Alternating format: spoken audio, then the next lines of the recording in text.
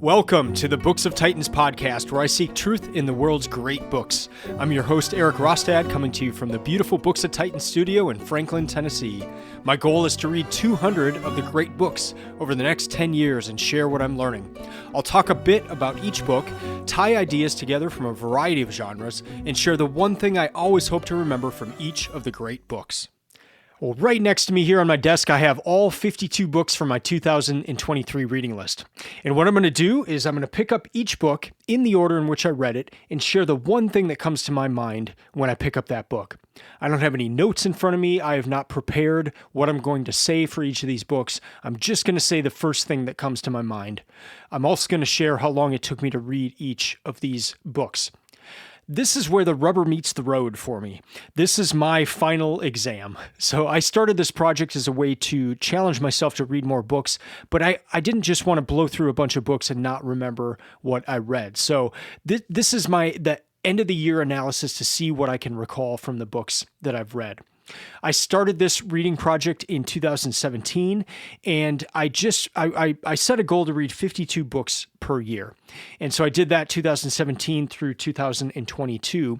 And then this year was a shift in the project to where I started reading the great books. So I dropped the goal of reading 52 books per year, and instead I made a list of 200 of the great books, and I plan to go through those over the next 10 or more years. For each of the great books, I do plan to pair it with a guidebook of sorts that will help me to better understand each of the great books.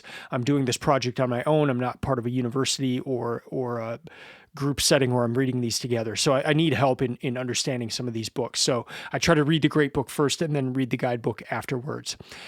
This is my final exam for the year. I structure this reading project like a school schedule. And so for the Great Books Project, I start each year just reading straight through the Bible. And that is in January and February. So I choose a different translation, different version, and just read straight through it. So I did that this year. I'll highlight that in the next segment.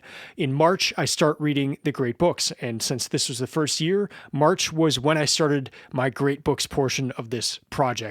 And so March through June is when I read the great books from oldest to newest, and then also where I'm pairing a guidebook with those great books. I take a break in July. I call that my summer break, and I read books from my to-be-read pile. I just have a pile in my office here where mostly newer books where I'm buying them or they've been recommended to me, that sort of thing. And they pile up over time, and so I just kind of pick from that pile and read those during in July. August, I'm back to the great books. That is fall semester. So August through November, I'm back to the great books, and then December, I take my winter break, where again I just read books that I want to read that are not part of the Great Books Project. So this episode, I do this every year.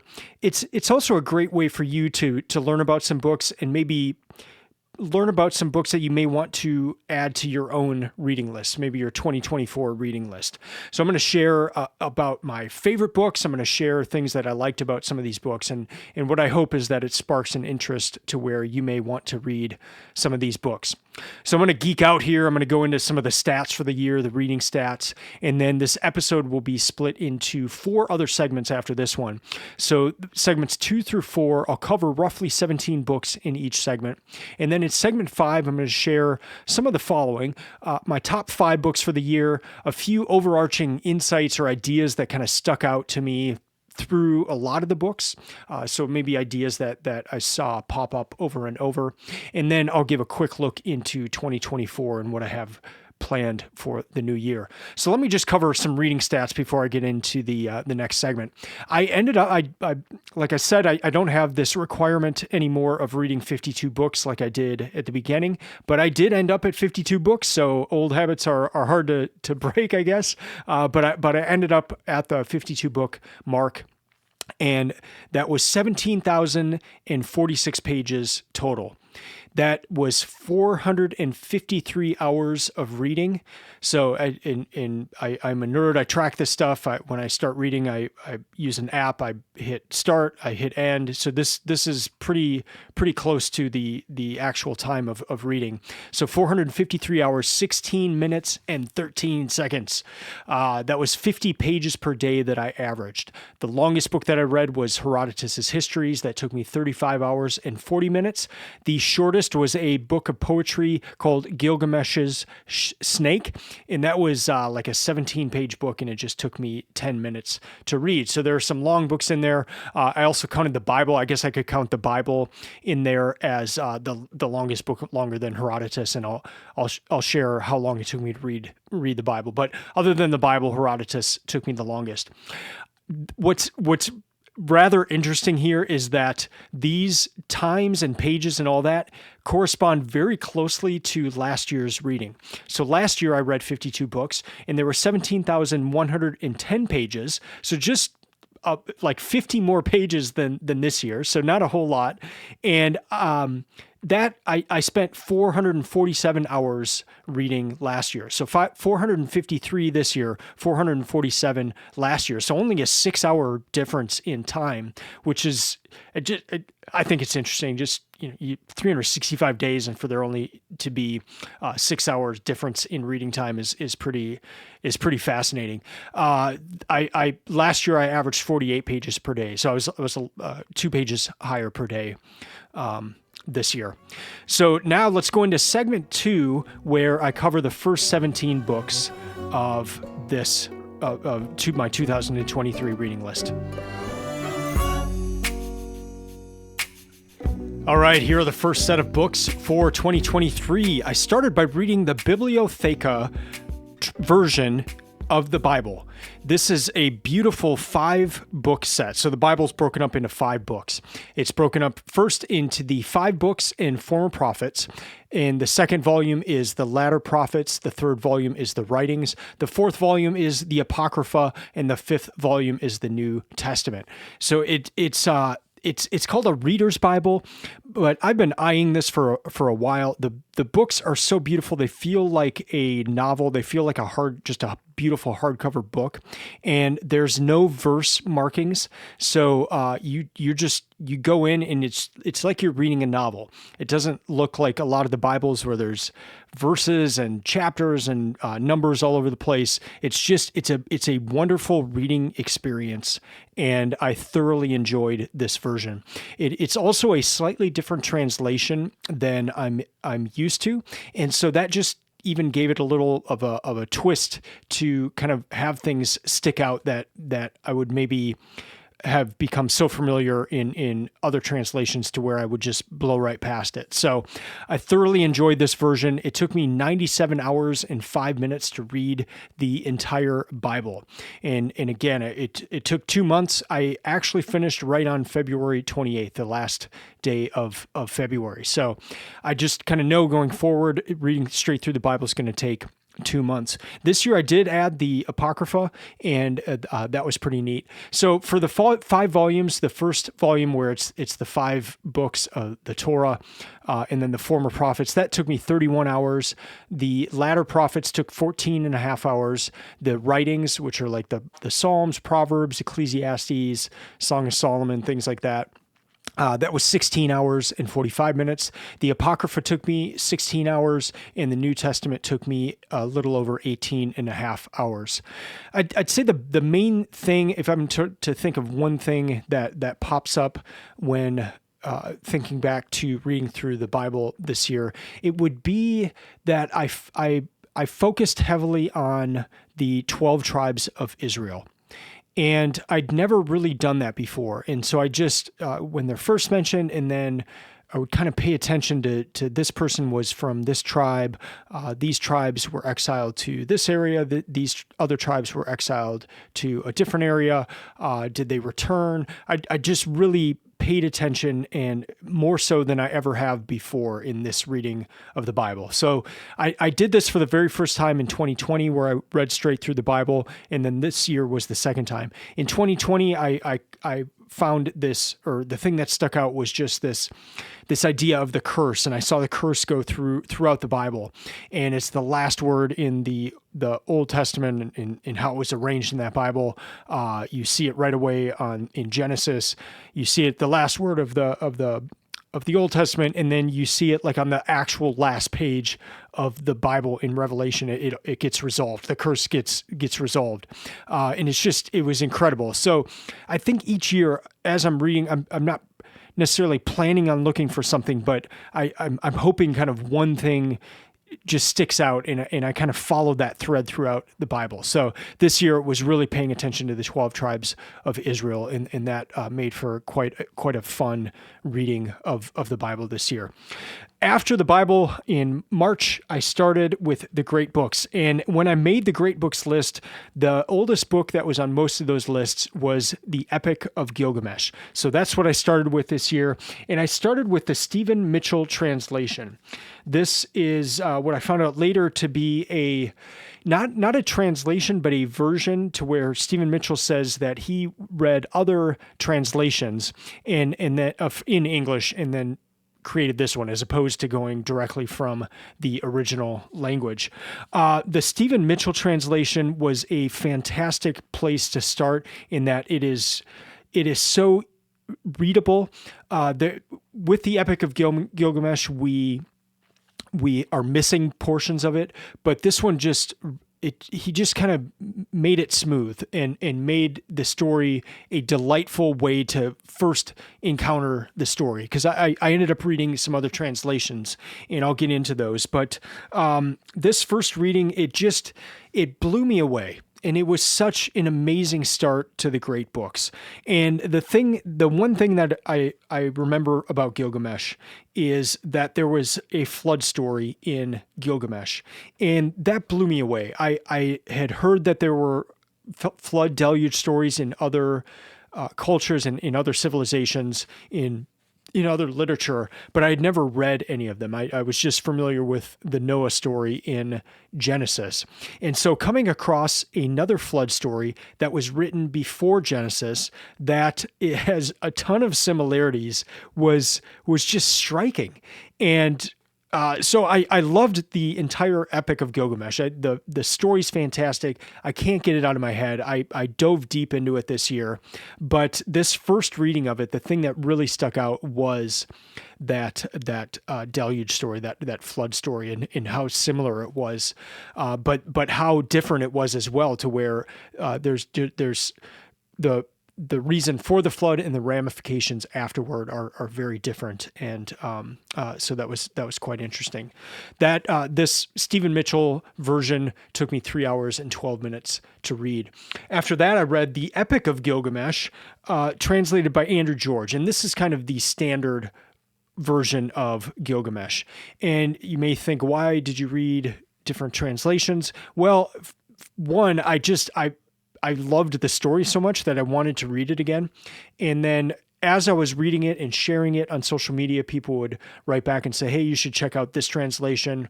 It's very good. Or you should check out this other version of it. And so that's where I just kind of started picking up different books along the way. I think at first I had just planned to read the one version, but you can get through Gilgamesh in 2 to 3 hours.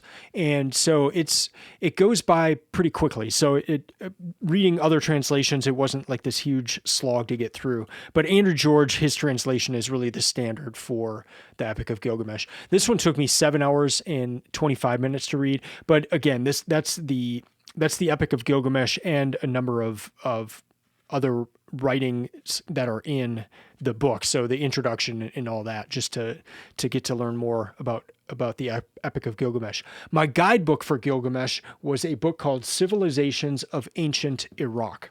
And this was a fun read, and just kind of helped lay the groundwork for where Gilgamesh came from, the civilization where Gilgamesh arose. And so I learned things like Gilgamesh being an actual person, and a leader, but the Epic of Gilgamesh being written later on, but still probably around 2100 BC. I told you I liked Gilgamesh, and so I ended up reading one more version, and this was the Sophus Hell translation, and 3 essays by Sophus Hell as well. I loved this one. The essays were fantastic, and they really helped me to understand Gilgamesh more. This one took me 6 hours and 52 minutes to read. Again, that was 3 essays plus the Epic of Gilgamesh. Going back to the Civilizations of Ancient Iraq, that one took me 7.5 hours to read, and that one's by Benjamin Foster and Karen Pollinger Foster. So going back to the Sophus Hell edition of Gilgamesh, this was book 6 for the year. I'm counting the Bible, even though the Bible was split up into 5 books, I'm just counting that as one. So the Bible, then I had Gilgamesh with Stephen Mitchell, then the Epic of Gilgamesh, Civilizations of Ancient Iraq, and then book 6 here, actually book 5, Gilgamesh, Sophus Hell edition. And I want you to remember Sophus Hell because he comes up later in this year's reading. So after that, after Gilgamesh, I took a detour into ancient Egypt. And so I started with this Penguin Classics version called Writings from Ancient Egypt. And this just had a number of stories. What was great is it had some funeral, like things that would be said at a for the dead. It had just a number of different writings, some writings from the Book of the Dead, just neat, kind of like a overview of some of the writing from this ancient civilization that lasted almost 3,000 years. So you had different parts, different time periods when these writings would have occurred, but I got so interested in this that I ended up reading 6 other books about Egypt. Again, I've made a list of 200 books. I need to, keep kind of moving on so I don't get bogged down. And here in book 2, I was like, I'm just going to add like 6 guidebooks for Egypt. But I became so fascinated with Egypt from these writings. And so I ended up getting these 6 other books, and I'll highlight these here. But so Writings from Ancient Egypt, that took 7 hours and 11 minutes. The next book I got, and this was kind of the main guidebook I was going for with Egypt, was The Rise and Fall of Ancient Egypt. And the way I learned about this one is the Writings from Ancient Egypt book was translated by Toby Wilkinson. And so I looked him up, and he had this book, The Rise and Fall of Ancient Egypt. And so this was the guidebook that I picked. And the one thing that stood out in this book, because this is kind of a grand overview of nearly 3,000 years of history, the one thing that stuck out was the relative consistency of the culture of Egypt. And if you know Egypt very well, that may sound like the most absurd thing you've ever heard, but just hear me out and contrast it with like art from our time. So art in Egypt, there were a lot of similarities over those 3,000 years. They would do art a certain way. They would draw things, or carve things, draw things a certain way. And yes, there were changes, but like as a whole, for 3,000 years of history, there were relatively few changes. But this was relatively few changes in the gods, the way it was worshipped, the way the country or the civilization was set up. And so that was kind of the main thing that I pulled from this book, The Rise and Fall of Ancient Egypt. Here are some other books that I picked up about Egypt. One was an art book, and this was a Taschen book. It's called Egyptian Art, and I thought this was so stunning. I could not believe how beautiful this artwork was, how consistent it was. This was basically drawings made by archaeologists who were finding some of these things, and a lot of these things were ruined after they were drawn, and so these drawings are in some cases the only things we have. But they would draw and color out the columns that they would come across, the detail on the columns, and it was like just turning every page in this book was so startling. And to see this art from 3,000, 4,000, 5,000 years ago was incredible. And I'm really glad I did that. I need to do that with more of these great books in some of the guidebooks, is to pair it with an art book, because to see the art of these civilizations is incredible, but it really brings to life a lot of what I was reading about in their history as well. Next, I got another Taschen book, but this one was on King Tut. And well, King Tut's on the front, but it's really there's a lot of pictures in it, but it's a description of a lot of the tombs that are in Egypt. And so it shows a lot of what's in these tombs. It gives a lot of information about how funerals were done and that kind of thing. But again, just really fascinating to see the artwork of these places and just the way they would do funerals, their ideas of funerals and that kind of thing. The first Taschen Egyptian art book took me 4 hours to get through. The King Tut one took me 4.5 hours to get through. Next up, I read a book called Akhenaten and the Religion of Light. So you heard me make that statement that there was relative kind of consistency to the society and all that. Well, along comes Akhenaten in, I think roughly like in the 1300s BC. And he was the pharaoh, and he took everything and just kind of flipped it on its head. And it was such a shock to the Egyptian system that the next pharaoh, who was King Tut, that pharaoh just put everything back to how it was before.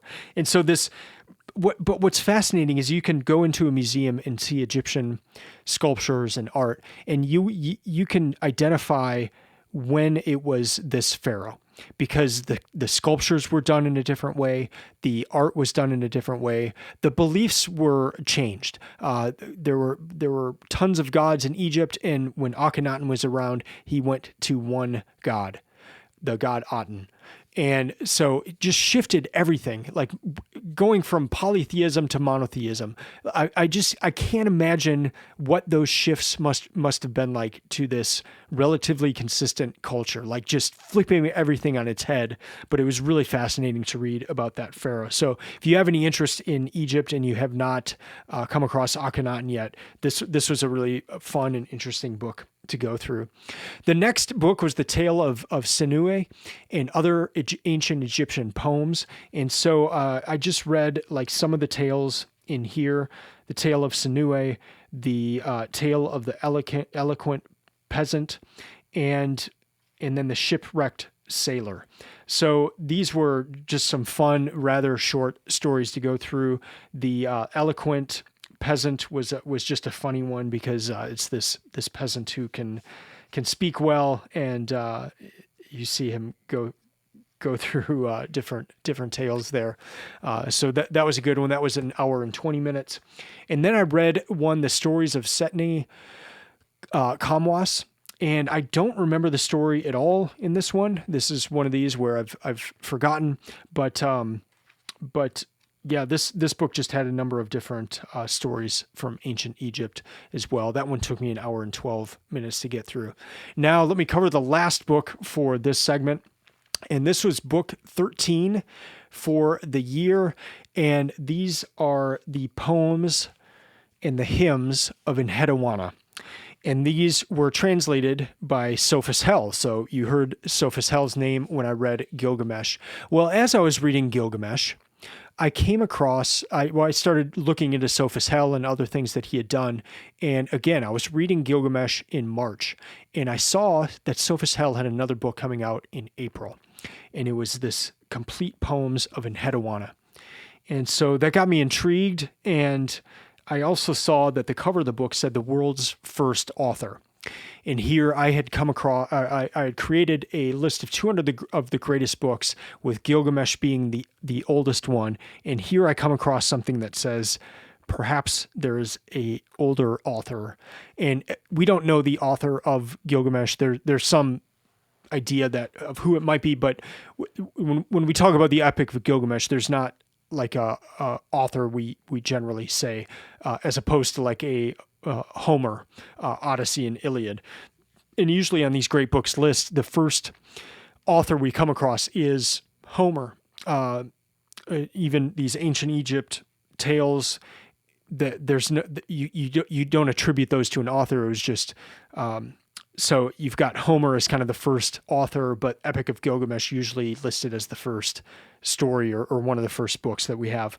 Well, along comes this book, and April of 2023, and just fascinating timing. I've just started reading the great books in March, and in April, this new old book comes out, and it blew me away because Enheduanna was 200 or 300 years before Gilgamesh. Enheduanna was 1,500 years before Homer. She was a priestess in the city of Ur. Ur may sound familiar, as that is the birthplace of Abraham in the Bible, the father of Judaism, Christianity, and Islam. And here you've got a priestess from that city. So you have the potential for the first author not being a war epic writer male of Homer, but a female priestess in Mesopotamia, in the city of Ur. Just fascinating. So her poems, she has the first poem where it's a hymn to Inanna, and that is Ishtar. So we see Ishtar in the Epic of Gilgamesh, the goddess of chaos, sex, all sorts of different things. But Inanna is her Sumerian name, and Enheduanna writes a poem to her, kind of entreating her for her help. And then there's another set of poems where they're called the temple hymns, and Enheduanna is going around Ur and the other areas that her father Sargon has conquered, and he is in charge of these areas, and she's kind of going to all the different temples and telling us of the god that is worshipped in what city each of these temples is. So it's just a fascinating read. Sophus Hell at the beginning or at the end of this book also has 3 essays in here, so you can learn a lot about Enheduanna. I went deep into the Enheduanna trail this year, learned a lot, joined a tutorial with Sophus Hell about both Gilgamesh and Enheduanna, and was just fascinated by this, that perhaps there is a new oldest author that we're just discovering. So that's the first set of books here. I'll continue on in segment 3. All right, continuing on here after my deep dive into Egypt, and then with Enheduanna, I got into the Rig Veda, and this one I had a hard time with getting going into it. I didn't understand what was going on. I didn't understand how many gods there were, what the god's purpose was, what did each god do, and that kind of thing. So I was very lost. And the version of the Rig Veda that I was reading was translated by Wendy Doniger. And so what I did is I looked her up, and she had a book called The Hindus in Alternative History. And so I got that, and it's a huge book, but I read the first 200 pages of that, and it talked a lot about the Rig Veda, and it talked about the Hindus as well, and in history and all that. But there was a lot of information about the Rig Veda that helped me a lot in kind of getting a overview of what was going on. So I had started the Rig Veda, I shelved it, I read the Hindus, the part about the Rig Veda, and then that really helped me kind of gauge what was going on. Then I went back to the Rig Veda and finished that. Rig Veda took me 5 hours and 41 minutes to read. I don't remember a whole lot about it. I remember Soma being in quite a few of the stories, and there being stories of creation and that kind of thing, and then just stories of the different gods.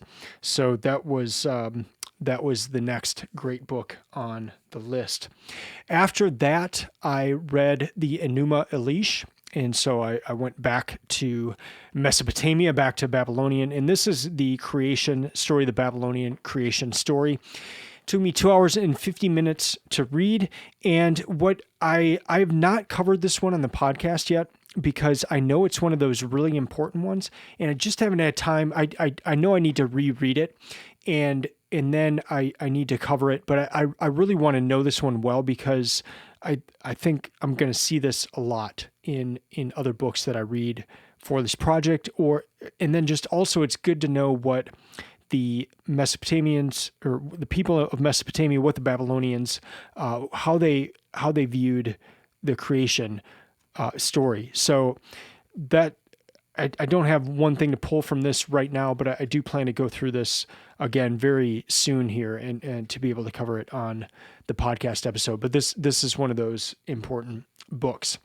Next up, I read here, the next 5 books are kind of guidebook-ish, but also once I started reading these great books, I realized I had huge gaps in my knowledge. And so the first book here was just an interesting one. It's called Moses Among the Idols. And what this book did was to look at Moses and compare him to how idols were treated at that time in Babylon. And so the idea being that a lot of the Hebrew Bible would have been put together in Babylon. And so this author, Amy Below, goes through and shares what an idol would have been to the Babylonians and how Moses was God's idol. And it was a very interesting argument. It helped to make sense of some things that are kind of weird in the Moses story. And so I liked this book. I covered it on the podcast and kind of went through her argument, but it was compelling. And if you're interested in that kind of thing, I liked it because it tied the Bible together with Babylonian culture and ideas about idols, and then presented Moses as kind of a contrast of like, hey, here's what's going on in the culture around you, but here is how Moses is like that, but better, or is from God. Moses is God's idol. So very, very interesting book. The next 3 books really get into where I was talking about having a gap in knowledge. So I've got a book about the Assyrians, the Babylonians, and the Persians. And I just read them in order of how they appear in the Bible in the sense of them in their interaction with Judah and Israel. And so the book about Assyria took 12 hours and 9 minutes. Babylon, 10 hours and 13 minutes, and then the Persians, almost 12 hours. The Assyrians were just so interesting in the different kings. Ashurbanipal was probably my one thing, just his library and just how we got the Epic of Gilgamesh from his library. We got a lot of other books, but just how he was this learned man. He wanted to be this.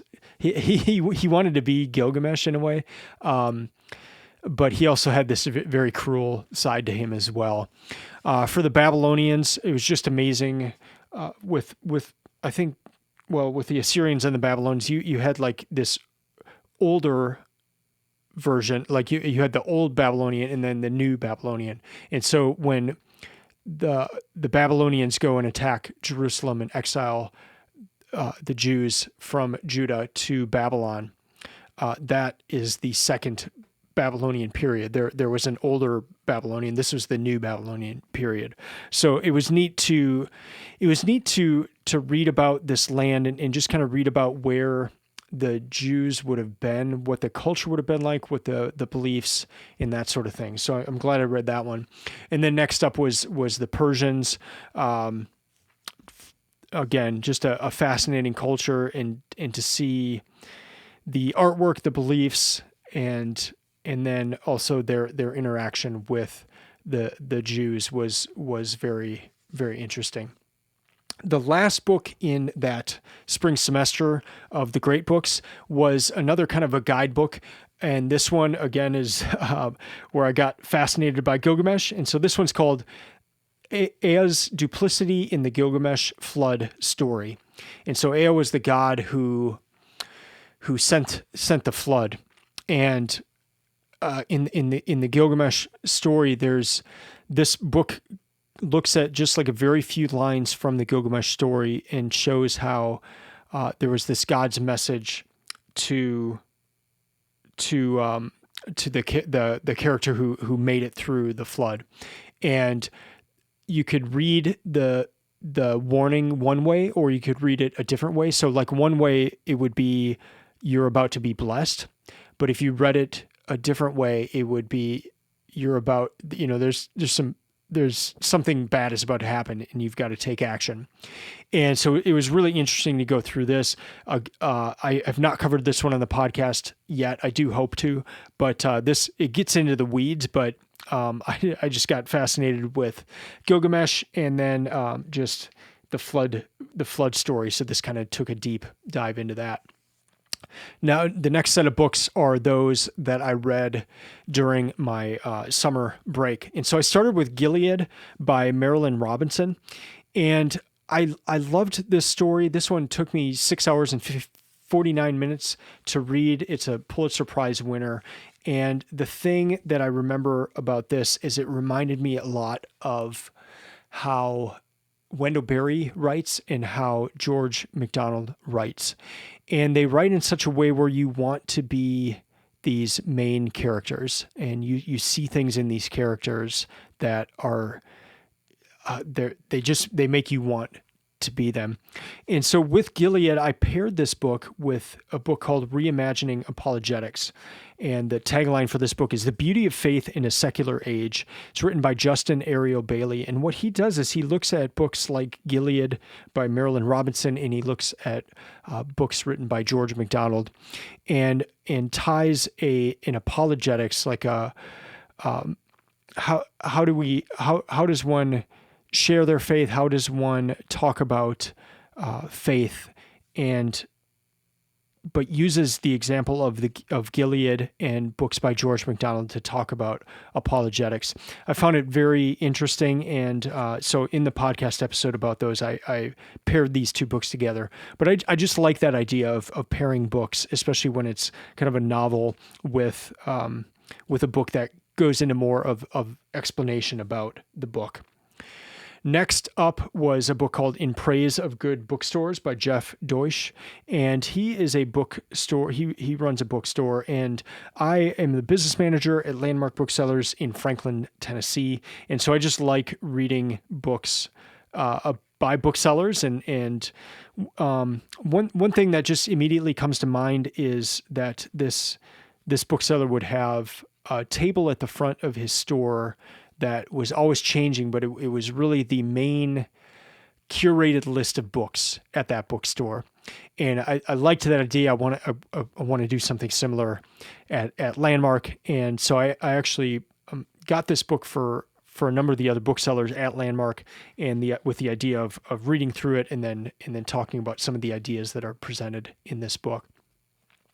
Next up was On Writing by C.S. Lewis. So it's actually a compilation of sayings by C.S. Lewis, but just it's called On Writing and Writers, a miscellany of advice and opinions. C.S. Lewis is my favorite author, so I try to have at least one book a year of his. After this Great Books project, I hope to take a year and just read through every single thing he ever wrote. I actually visited his house this year in Oxford, and so I love the man. He's had a huge impact on my life, on my reading life, and so this particular book, it was just the thing I remember the most is just being reminded of why I love C.S. Lewis so much, and why I love his writing, and why he's my favorite author. Next up is a book called Dead Fall by Brad Thor, and then I read another book by Brad Thor called Black Ice. And Brad Thor writes thrillers, and he writes like one thriller a year. And the bookstore I just mentioned, Landmark Booksellers, we have a close connection with Brad Thor. He signs books for our customers, and so he comes in once a year, and when he comes in and he's signing these books, I get to stand next to him and talk to him while he's doing that. And so I always want to read the book that he's just written, just to be able to talk to him about it. And so Deadfall was his book that came out this year, and it's about Ukraine and Russia, but he wrote it in a way that was reminiscent of a World War II story. And so that was kind of his inspiration, and so it was really neat to read it. The other reason I like reading Brad Thor is he's got a lot of connections in the intelligence and military community to where a lot of the things he's writing about are happening, and so it's kind of like a neat way to learn about some things that are happening in the world, or new technologies, or new methods of war, or like all these different things. It's just kind of a fun way to learn about them amidst reading a thriller. So I'll probably have a Brad Thor book each year with our connection, and so at Landmark. And so the next book, Black Ice, book 27 for the year. This one was from a few years back, but I wanted to read it because it's something I became interested in after reading a book about Scotland a couple years ago. Actually, that was part of my 2022 reading list. There's a book called Scotland 2070, and that book talked about the opening of the Arctic. And so there's this waterway above Russia, above Scandinavia, and kind of starting around where Scotland is. And the ice up there is melting to such a degree to where ships are able to get through there for the first time. And this is opening up new trade avenues. It's opening up new geopolitical situations, especially with Russia. And Black Ice takes place in Norway, but as in this kind of like opening up of the Arctic. And so I just wanted to read it, one, to learn a little bit about what was going on, kind of like in a fun thriller novel. And so that's why I read Black Ice. Deadfall took me 7.5 hours to read. Black Ice took me 6.5 hours to read. Next book was Everything Sad is Untrue by Daniel Nayeri. And I kept seeing this one pop up. I had heard it recommended by a ton of people. And the tagline on it is a true story. And it was written in such a beautiful way that the author he moved from Iran under very unfavorable circumstances. He moved to Oklahoma. He moved to the United States, and it's his story of that move and just moving to the U.S. As an immigrant. But he tied it to ancient writings from Persia, and it was just so fascinating and so well done. So I recommend it. It was a very good story, but yeah, the one thing that sticks out is just how he tied his own story into these myths and epics from Persia, and it was just such a beautiful way of storytelling. Next up was Something You Once Knew by Joshua Luke Smith. Joshua Luke Smith is a rapper from the United Kingdom. I saw him perform here in Nashville, and I got to talk to him a little bit this year as well. And so I just wanted to read his book. I've listened to his album quite a bit, and it was interesting. I don't recall one thing from the book though. So this is one of those situations where I can't recall the one thing, but I do remember enjoying the book. Last up for this segment here and this is the book that closed out the July break, the summer break, is Murder in Mesopotamia by Agatha Christie. And this one, the reason I wanted to read it is I came across it in that book about Enheduanna, and the group that discovered some of the information about Enheduanna, the historical person of Enheduanna, they were tied to Agatha Christie. So Agatha Christie joined their group as they were doing these excavations in Mesopotamia. And then this novel was something that came out of that time with these people. And so it came up in that Enheduanna book. Sophus Hell wrote about it. And I was like, it'd be fun. I like Agatha Christie. This would be a fun one to read. And the thing that stuck out was just the locale of the murder story and how they were on this archaeological dig, and they were finding these things, and they had different people who had different expertise in in their group. This one took me 5.5 hours to read, and it was a delight. I really like Agatha Christie books, and I find that they help me become a better reader because I have to pay very, very, very close attention to what's going on to try to capture these clues of who the murderer might be. All right, so that closes out the July semester. I'm going to come back in segment 4 here and cover the great books that I read in my fall semester, and then also get into some of the books that I read in my winter break in December. All right, back to the great books. In early August, I started Herodotus's Histories, and this was one of my favorite books of the year. This one took me 35 hours and 40 minutes to read, and it was just pure delight. I loved this book so much. I shifted the order. I was supposed to start with the Iliad at this point, but the translation of the Iliad that I wanted to read did not come out until the end of September, and that was the Emily Wilson translation. So I started here with the Histories, even though chronologically I should have read this later. But I'm really glad I did that, and again, it was kind of just to arrange for when the translation of the Iliad came out that I wanted to read. But by reading the Histories first before some of the Greek writings, it helped give an overview, and just to kind of take a step back, learn some of the areas, learn some of the cities, the people groups, that sort of thing. And so I would recommend you doing the same thing if you're kind of making your way through the Greek works, to put the Histories further at the beginning rather than later on in the actual chronological order.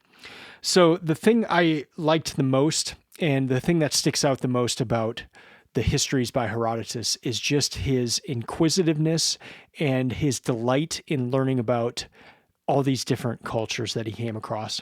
It was so fascinating, and you could just feel his enthusiasm in his writing. What I want to do is get an audio version of that book, of the Histories, and just listen to it every now and then throughout the rest of my life, because it was so delightful. After that, I read Theogony and Works and Days by Hesiod. And this is, so theogony is like the birth of the gods. Kind of goes through all the different gods that there are in Greek mythology. And then Works and Days is more of like a wisdom literature type of, almost a Proverbs type of feel. And Hesiod was a contemporary of Herodotus. And with theogony, the main thing that sticks out is just learning about the gods and who their parents were and where they came from and what they were the god of. But it's also, again, I'm glad I read this before I got into some of the other Greek works, because it gives a very good overview, along with some other books that I'm going to highlight just a little bit later on in this segment. But that was Theogony and Works and Days by Hesiod, a really short book. If I didn't mention it, the Histories took 35 hours to read. Theogony and Works and Days took just a little under 2 hours. After that, I read some poetry by Sappho. And Sappho was a female writer, a female poet, and a lyric poet. And so she's kind of credited with taking writing from Homer's epic battles and epic war stories and moving into lyric poetry. And so I read 2 different translations of this. The first one was by Carol Ann Duffy, and this was the Penguin classic Sappho, Stung with Love, Poems and Fragments. And then after that, I read Fragments of Sappho by Anne Carson. And the thing that stuck out most about Sappho was just that what we have of hers is in fragments. And that actually led to the allure of some of these poems, because you could tell they were about love. You could tell they were about passionate, deep, erotic love in some cases, and yet there'd be a ton of words missing. But it almost became this like Mad Libs type of thing where you would put in your own words in, like, I wonder what she was saying here. I wonder what we're missing here. And we might get it someday, in the sense of we might find the full complete set somewhere. Some of her poems were found in tombs of that were in Egypt. And so you just never know where some of these might pop up as more archaeology is done. But yeah, just these fragments that we have, some poems just being one word, and you see the one word, or you see these different sentences, and you just kind of wonder what was the rest of it. But yeah, just a neat poetry to read through. Next book I got was The Scythians, and this is a book that I did not end up finishing for the year. I actually revisited it a little bit in December here, but it went along the line of when I was reading those books about Babylon, Persia, and in books about in that book about the Assyrians.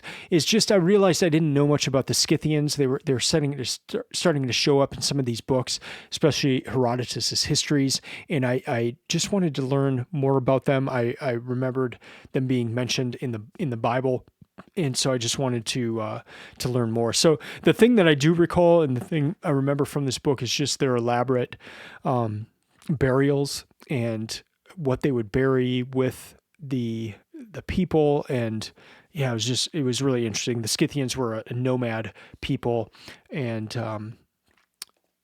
so yeah, this book was by Barry Cunliffe, and just a beautiful book, and so a lot of pictures with their artwork and sculptures, gold sculptures, that kind of thing. After the Scythians, I read two books right before I got into the Iliad. So I knew that the Iliad was about to be released, and so I just needed a couple other books to fill in the time before that end of September release of the Iliad. So I started with Mythology by Edith Hamilton, and then I read another Edith Hamilton book called The Greek Way, and I am so glad that I read these two books. So Mythology by Edith Hamilton pairs very well with Theogony by Hesiod. And what Edith Hamilton does in Mythology is she captures all of the stories about the gods, because you'll come across just kind of a fragment in the Iliad or the Odyssey or some of the other Greek works, or even in Ovid, and other writers. And what she did is compiled all of that information into one thing. So you can read about Hermes, or you can read about Zeus, or you can read about the different gods, but you see the full story as opposed to just a small portion of what you get in a lot of the other works. So this is a very important book to read, I would suggest, before you get into some of the other Greek works. It's also a great resource. I keep this book close by now as I'm getting into some of the other Greek works, because this just gives like an overview, a quick reference point. What did this god? What are they the god of? Where did they come from? Who are their parents? What are some main things about them? This is a great resource for that. And then the Greek Way just gets into more of the way of thinking and the way of life of the Greeks. And again, it's just very helpful before getting into some of the Greek works. So Mythology took me 9 hours and 46 minutes to read. The Greek Way took me 8.5 hours to read. Now, enter Homer. I started the Iliad, and what was fantastic, I kept mentioning that end of September date. Landmark Booksellers, where I'm the business manager, we got this book a few days before the actual release date, and it coincided with the exact day that I finished the Greek Way and was ready to start the Iliad. So I thought I was going to have another couple days there where I would have to wait for the Iliad, but I go to the store, the book came, and I was able to get it, and I started reading it right away. And it was one of the best things I've ever read. It truly was.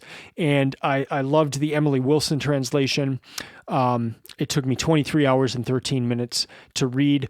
One thing, a ton of things that stuck out about the Iliad, but one thing that really stuck out, and especially with Emily Wilson's translation, tied back to Sappho.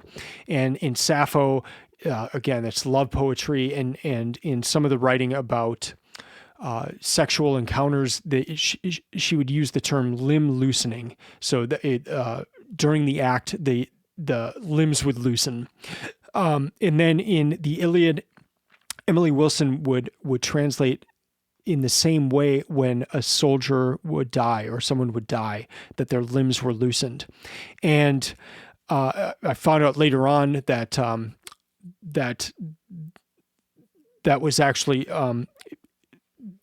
that there was a connection there where that term was used in both those places. So it wasn't just like Emily Wilson translating it a certain way. Like that idea was in both places, but it's a brilliant connection point between Sappho with the love poetry and the Iliad, this war epic, and how you have that same term being used on the love, the sexual encounter, but then also on war and someone dying. But with the Iliad, like the whole war starts from the kidnapping of Helen, and the sexual aspect of that. So you've got this connection between sex and war anyway, and then just for that term to connect the two, the limb loosening, I thought was just amazing. So yeah, the Iliad, incredible. The guidebook that I paired with that is the book called The War That Killed Achilles by Caroline Alexander. And Caroline Alexander, I actually had planned to read the Iliad translation that she had done, but I ended up reading Emily Wilson's instead. But so Caroline Alexander has a translation of the Iliad, but this book, The War That Killed Achilles, just kind of gives some of the background, goes into more of the historical, like was the Trojan War, was it real? Did it actually happen? Those kind of things. So what my thought when I was reading The War That Killed Achilles is, this is a great guidebook for the Iliad, and it's almost like being a part of a reading group as you go through the Iliad. So as with anything, start with a great book. I would recommend that for the Iliad. Don't even read the introduction to whatever version of the Iliad you read. Just start right on with the epic, then go back and read the introduction, and then I would also suggest reading The War That Killed Achilles. So that was my guidebook for the Iliad. After the Iliad, I went right into the Odyssey. I was actually part of a tutorial where we were reading this. So it was 4 students and then a professor. And so I was going through these books with them, and that added so much to the experience. So I read Emily Wilson's translation of the Odyssey, and I wanted to read the same translator. And so I read the Odyssey next.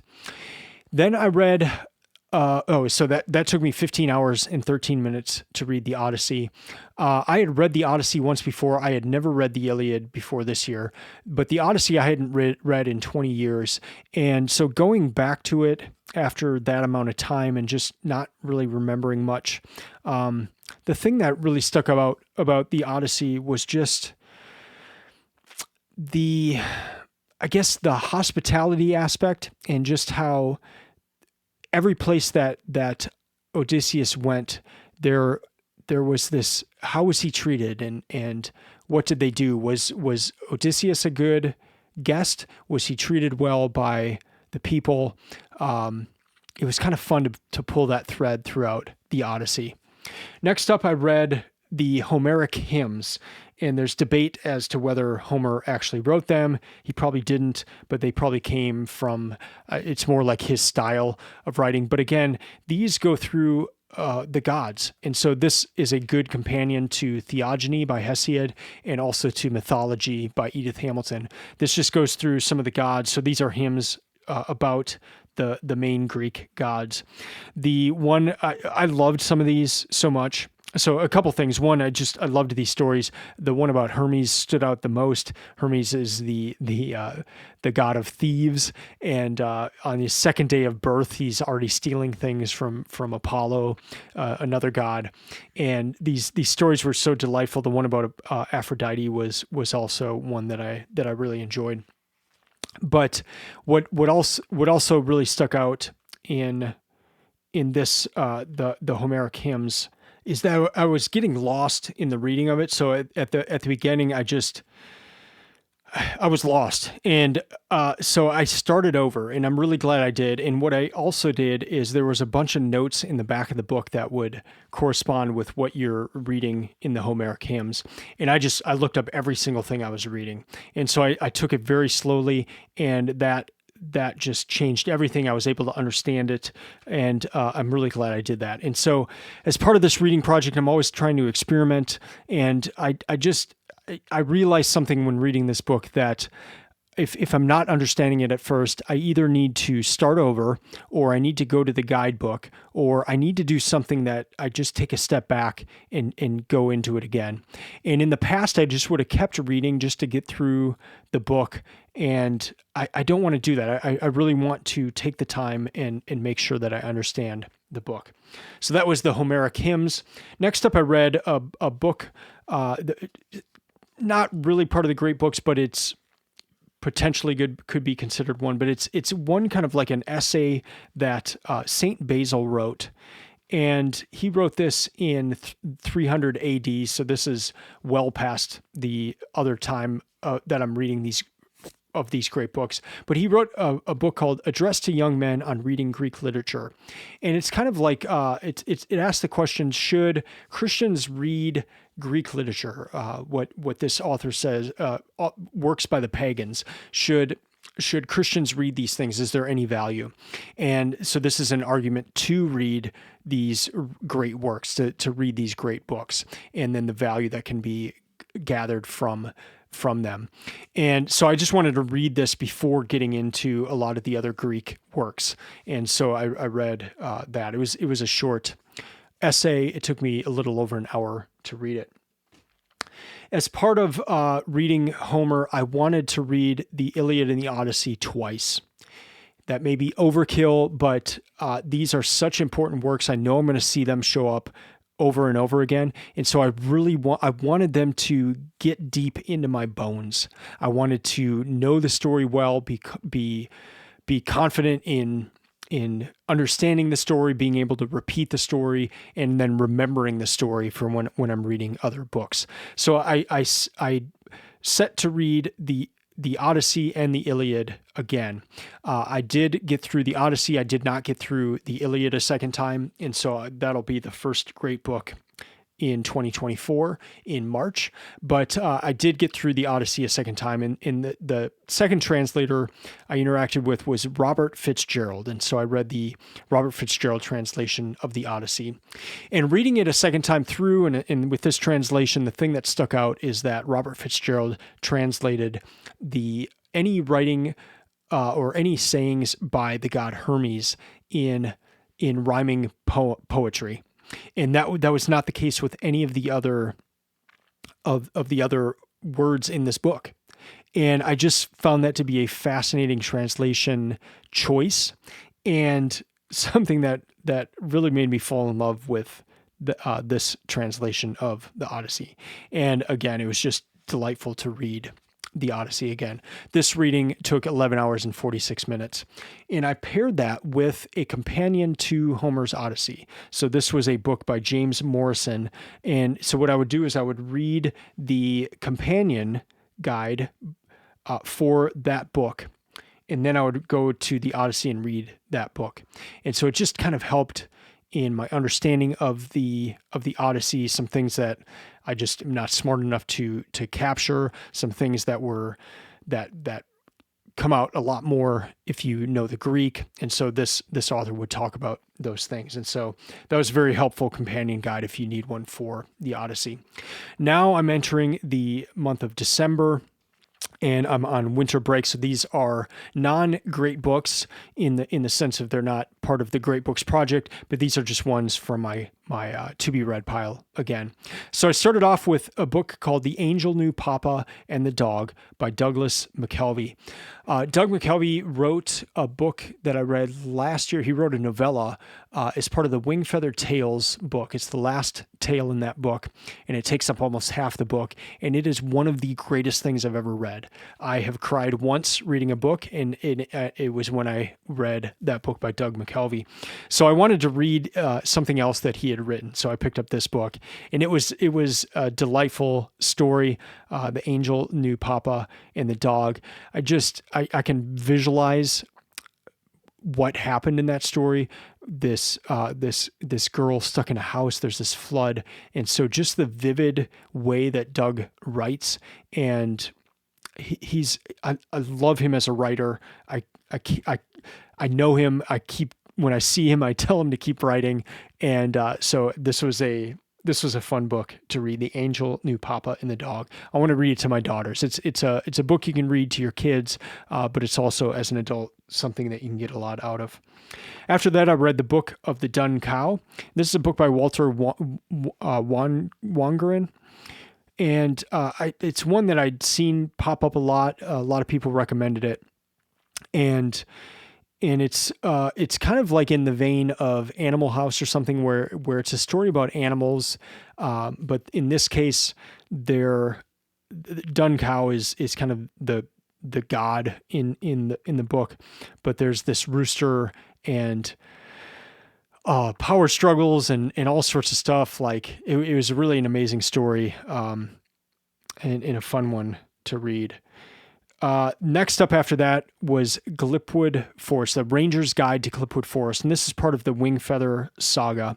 And I loved the Wingfeather saga when I read it last year. And this was just the latest book. It's written by Andrew Peterson. I love his writing so much because it is so funny and it is so clever. And just to think about the ideas that this man has thought of for this series of books is just incredible. So that was a fun one. After that, I read Elon Musk by Walter Isaacson. This was one of my favorite books for the year. First off, I just love Walter Isaacson. Second off, I did not know very much about Elon Musk and what he was working on, and just other than kind of a very top level. And so this book gets into it. It gets into the good, the bad, the ugly. I learned a ton. It was just one of those books where I felt like I should be reading it at the time I was reading it. I've given it to other people. I bought it for them for Christmas. I just think it's one of those important books, and especially with just technology and what's going on with technology. This is a good one for you to read in that sense. Yeah, the one thing that stuck out is just how many decisions Elon Musk makes in kind of just like a spur of the moment type thing that end up changing technology and the way things are done. It's astounding. After that, I read Ransom by David Malouf. And this is a novel that is kind of a reimagining of the Iliad, but a very small portion of the Iliad where Priam goes to get his dead son's body back from Achilles. And it's a heart-wrenching scene when you read the Iliad, but this kind of like expands that into a novel of what would it have been like for Priam? What did it mean for him to go with just one other person and to not be wearing his king outfit, to just go in what did all that mean? What did it mean for him to ransom his son? This was a beautiful story. If you've read the Iliad, if you love the Iliad, please read this book, Ransom by David Malouf. It was excellent. After that, Gilgamesh Among Us. This one took 5 hours and 50 minutes. And again, I loved Gilgamesh, so I wanted to read more and more. This was a book suggested by Sophus Hell. And it's just all the parts that Gilgamesh has showed up in culture since his rediscovery in the 1870s. So what operas have been written about Gilgamesh, what novels, what short stories, and this author just goes through all those things. It was really interesting to see that, and just how Gilgamesh has been portrayed, how his story has been changed in different renderings of the story and things like that. Very interesting. Last one here is Gilgamesh's Snake. And this is a work of poetry by Gharib Iskender. And he is from Iraq. And he wrote this poem, and it ties Gilgamesh together with the war in Iraq and the devastation and the destruction. And it was very interesting. It was short. It just took 10 minutes to read. But again, Sophus Hell suggested this to me, and just kind of digging deep into that Gilgamesh rabbit hole. I just wanted to keep learning more and more. Well, I just received, not 2 hours, but 2 hours ago, the final book that I will be reading for this year. And that is Paul in the Resurrection of Israel, Jews, Former Gentiles, Israelites, by Jason Staples. I read his book 2 years ago, The Idea of Israel in Second Temple Judaism, and then this is his second book that kind of ties off from that first book, Paul in the Resurrection of Israel. So I'm going to get started on this tomorrow morning. I'm going to try to finish it before the end of the year. I'm recording this on December 27th, so I have a few days left in the year. I'm going to try to get through this, and then I hope to talk to Jason on a podcast episode coming up about this book. But this is probably the one I'm most excited about reading. I knew it was coming out at sometime in 2023 or 2024, but I've been very excited about that book. Can't wait to get started on that. I want to mention two other books that I read that I did not necessarily highlight when I was reading them, in the sense that they weren't part of my original list of books that I was going to read this year. The first one was How to Save the West, Ancient Wisdom for Five Modern Crises by Spencer Clavin. And Spencer asked me to be on his podcast, and so I wanted to read this book before I talked to him on his podcast. So I bought this, I read it really quickly, I snuck it in between some of the great books. And but this was excellent, and I enjoyed talking to him on his podcast as well. And then the other book I just finished actually this morning is called Uprooted by Grace Olmsted, Recovering the Legacy of the Places We've Left Behind. And I met Grace in October this year, and she was telling me about her book. And so I bought it then. She signed it, and it's really neat. She grew up in Idaho. She lives on the East Coast now. She is a journalist. She lives in Virginia, does some work in Washington, D.C. But this is a book about growing up in Idaho, and her family, her kind of extended family being in the farming community, and her questioning now, just like, should I go back? Should I go back to my roots? Should I buy some sort of a farm and go back to that? Or should I stay on the East Coast? So she kind of brings in this personal tension of being uprooted, but just ties that together with the farming community. She interviews all these farmers in Idaho where she came from. It's just a fascinating look at kind of the macro level, the micro level of farms disappearing, especially family farms. And what does that mean? What does that mean for communities? Can that be regained? Should it be regained? But she kind of ties it in with her own life and her own struggles of should I go back to the place that I grew up? So this was the last, actually the book I thought was going to kind of finish out the year before Jason's book arrived today. And so I'll try to read that for the rest of the year. Well, that closes out the books that I read this year. I've got one more segment here coming up where I kind of take a step back and talk about some of the overarching ideas, my top books, that sort of thing for this 2023 reading year.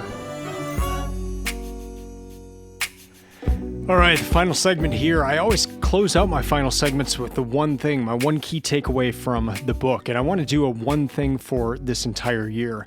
And my one thing would have to be discovering Enheduanna and discovering the new oldest author. And just the timing of that, being 1 month after I started reading the great books to come across this new oldest author, but just kind of the broader scope of that we have a lot of tablets that have been discovered, that have been found by archaeologists, and they're sitting in museums. And we just don't have enough people who know cuneiform to be able to read some of these tablets. And AI may be able to help just kind of at least initially identify what the general idea of some of these tablets might be, and then kind of someone could take it from there, perhaps a little easier than starting from scratch. So there is hope that AI might be able to help with these things, but there's still just the lack of enough trained people to be able to read these tablets. So they're sitting in museums, but that's such an exciting thing to ponder that we might have the full edition of Gilgamesh. We might have the full edition of other works, or we might be exposed to other works from ancient Mesopotamia, from Babylon, from Sumeria, from these different areas. We might discover more, or we might already have them and be able to read more. So we might find a new oldest author, even older than Enheduanna. We might find other exciting stories or epics that we've never read or have been lost for 2,000 to 3,000 years, 4,000, 5,000 years even. And with that being my one thing, it's such an exciting time to be alive, to be rediscovering some of these stories that have been lost for ages. That translation of Enheduanna, there were other translations, but not a full translation of all of her works that came out just this year, 2023. That's just incredible. So that's my one thing, my overarching one thing from this year is just discovering Enheduanna, but just the ramifications of that, there might be more things in our lifetime that we'll be learning, we'll be discovering that is contained in some of these tablets. So let me just share my top 5 books for the year, and I'll go in order from 5 to number 1. So 5 is the book Elon Musk by Walter Isaacson. That is the only non-great book that made the list. But again, it's just one of those books that I thought was important to be reading. Just as whether you like the guy or hate the guy, he's making a tremendous impact in a variety of areas, and it's important to know about those areas. I felt this book gave me a good basis in which to go from, in which to learn more from, and even hearing news stories now, I kind of have a basis of what is going on at least a basic level with a lot of his companies. Number 4 was The Odyssey, just epic. I loved it. Number 3, Herodotus's Histories. And number 1 and 2, it's been really hard for me to choose between these two which one was the best. But for now, I'm putting the Iliad at number 2 and the Epic of Gilgamesh at number 1. And I perhaps enjoyed the Iliad more, or thought more highly of it as a work. But I think the reason Epic of Gilgamesh is number 1 is just that it was the first book I came across, first thing I read for this great books project, and it was amazing. It just sparked so many different interests in me and really got me excited about continuing on in this great books project. I can't get enough of Gilgamesh. I was planning to read it again at the end of this year, just because you can get through it in a couple of hours, and I just want to keep learning more and more about that epic. Here are some just categories. And so the most fun book I thought was Herodotus's Histories, the most interesting, Elon Musk. The biggest shock was Gilgamesh, the greatest surprise, Enheduanna, and the deepest, just at a deep, deep level, the Iliad. Some changes I made this year were that I had Snow Crash, that book. I had that on my December list. I read, I think, 60 something pages. It just couldn't get into it. And so I shelved that one. I had another book that was, that tied Homer together with the book of Mark, and I shelved that one, just kind of ran out of time. I added all those Egyptian books, and then I ended up moving the second reading of the Iliad to next year. I just ran out of time to be able to do that, but I do want to read the Iliad for a second time. And so I'll read the Robert Fitzgerald translation of the Iliad. Next up here, I just want to kind of highlight a few overarching ideas or insights from this first year of reading through the great books. And first is just how exciting these books are, how utterly amazing and good they are. And there's a reason they are great books. They are books that some of them I've read more than once, just even this year, but there are books that I could see myself returning to. I mean, it'd be amazing on a yearly basis. That won't happen just with the other reading I want to do, but there are books that I could read over and over again. You could read over and over again and get something new every single time, pull a different thread every single time. And so what a fantastic year. This is the best year of reading I've ever had. And a large part of that was just starting with these great books. Another kind of just overarching thing is that I changed the order of my reading for some of the books, and that was out of the necessity of being able to read Emily Wilson's translation of the Iliad. So I changed some things around out of reverse chronological order of going from oldest to newest. But that ended up being very good. I read Sappho, I read Herodotus, I read Hesiod, and I'm glad about that change because it helped in my other reading. And so I've been thinking about that a lot, just in the order in which I read these books.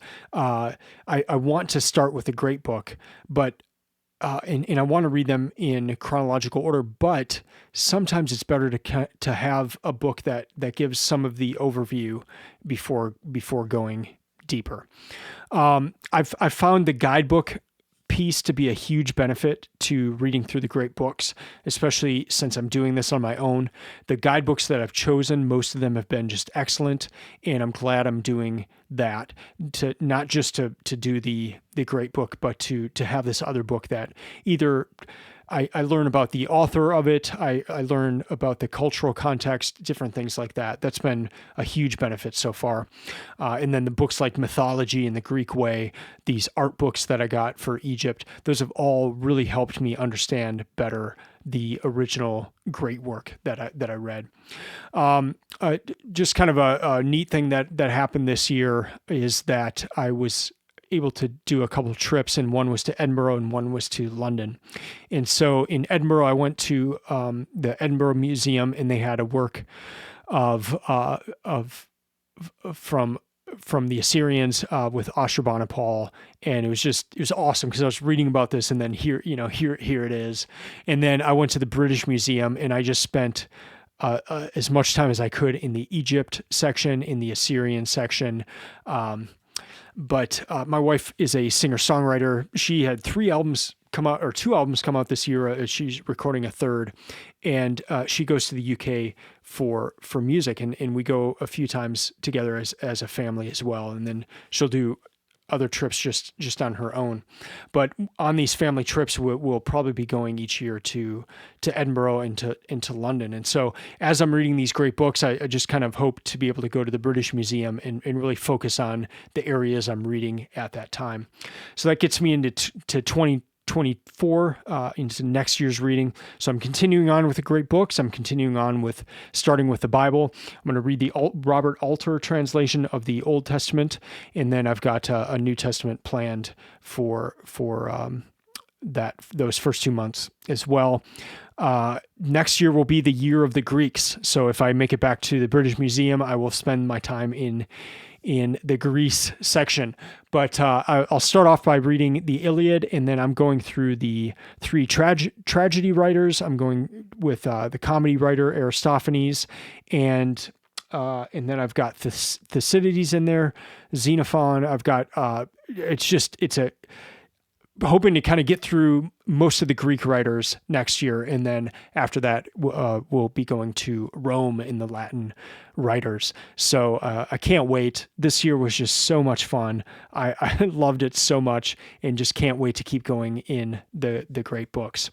So I'll close out this year with Jason's book, and then hope to have him on the podcast.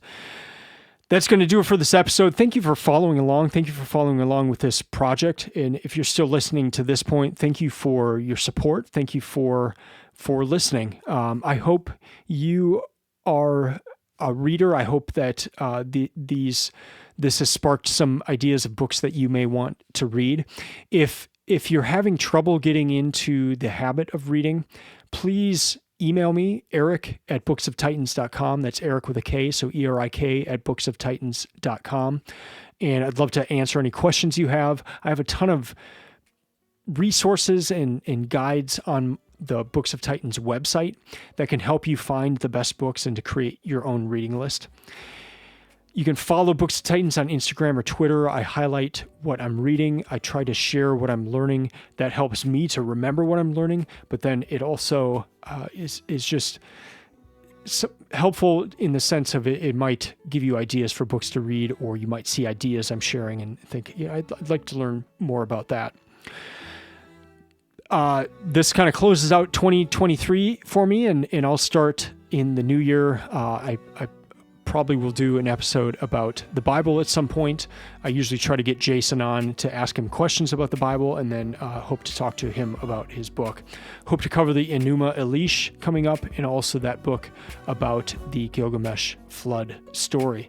So until then, keep reading, keep learning, and keep listening. I'm out.